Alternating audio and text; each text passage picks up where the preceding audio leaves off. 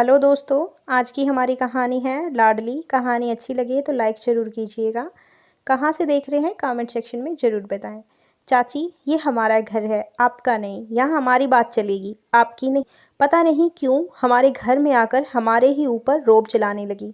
12 वर्षीय रुचि ने अपनी चाची शीतल से कहा तो शीतल तो उसका मुंह ही देखती रह गई।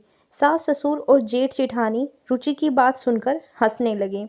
उन सबकी हंसी को और ज़्यादा अजीब लगी। इतनी छोटी बच्ची इतना कुछ बोल रही है, कोई इसको कुछ कहने की बजाय सब हंस रहे हैं। शीतल और अजय की शादी को अभी 3 महीने ही हुए हैं। शीतल ससुराल में एडजस्ट होने की पूरी कोशिश कर रही है। ससुराल में सास ससुर के अलावा जेठ जेठानी, उनकी एक बेटी रुचि और उसका पति अजय। इन 3 महीनों में शीतल यह तो समझ गई थी कि सबने रुचि को सिर पर चढ़ा रखा है। घर का बच्चा होने की वजह से वो सबकी लाडली है, इसीलिए इस लाडलेपन में सब उसकी गलतियों को कैसे बढ़ावा दे रहे हैं, जो उसके लिए भविष्य में कितना दुखदाई होगा। शायद वो समझकर भी समझना नहीं चाह रहे थे। सास ससुर का तो समझ आता है, लेकिन जेठानी जी को तो समझना चाहिए। वो भी तो माँ है। उसकी केवल देवरानी को नीचा दिखाने के लिए वो बेटी का भविष्य बर्बाद कर रही है। आए दिन रुचि शीतल को कुछ भी बोल देती है, लेकिन कोई कुछ नहीं बोलता, बल्कि सब उसकी बातें सुनकर हंसते हैं। बेटे बड़ों के साथ ऐसे नहीं बोलते हैं, ये गलत बात है। शीतल ने उसे समझाना चाहा। अरे बहू छोड़ना, बच्ची है, बच्ची की बात का क्या बुरा मानना। सासू माँ बोली। मम्मी जी, रुचि अभी बहुत छोटी है, इतनी बड़ी बात उसने कही है, ये सही नहीं है। शीतल ने कहा तो जेठ और जेठानी ने मुंह फुला लिया। यह देखकर सुरजी बोले, बहू तू तो इस छोटी सी बच्ची के पीछे ही पड़ी रहती है, क्या बिगाड़ा है इसने तेरा। ससुर जी की बात सुनकर शीतल चुप हो गई। वो समझ गई कि बात बढ़ाने से कोई फायदा नहीं, कोई भी अपनी गलती नहीं मानेगा। रात को शीतल ने अजय से कहा तो उसने भी कह दिया, क्या तुम भी बच्ची की बात को दिल से लगाकर बैठ गई हो। अब तो शीतल के मन से रही सही उम्मीद भी खत्म हो गई कि कोई उस बच्ची को भी कुछ कहेगा।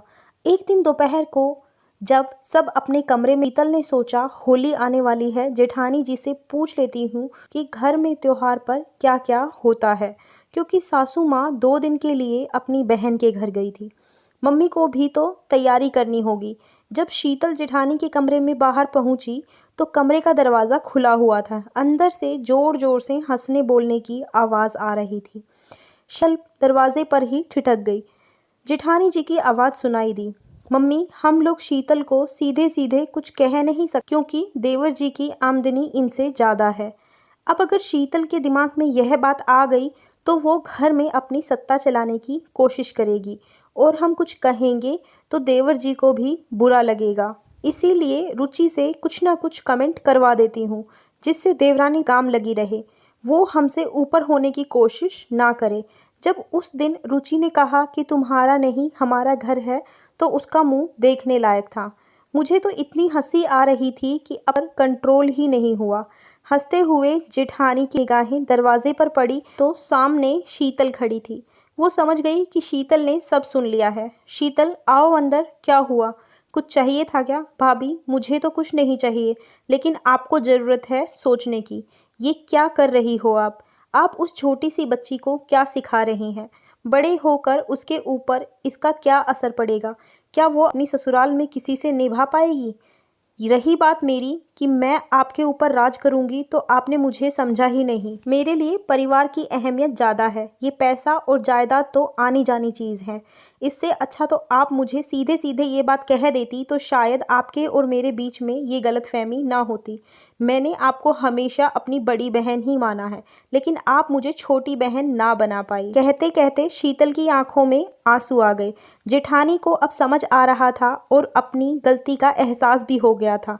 जेठानी को अपने किए पर पछतावा हो रहा था। समय रहते चीज़ों को संभालना बहुत ज़रूरी है, लेकिन अब पछताए होत क्या जब चिड़िया चुग गई खेत।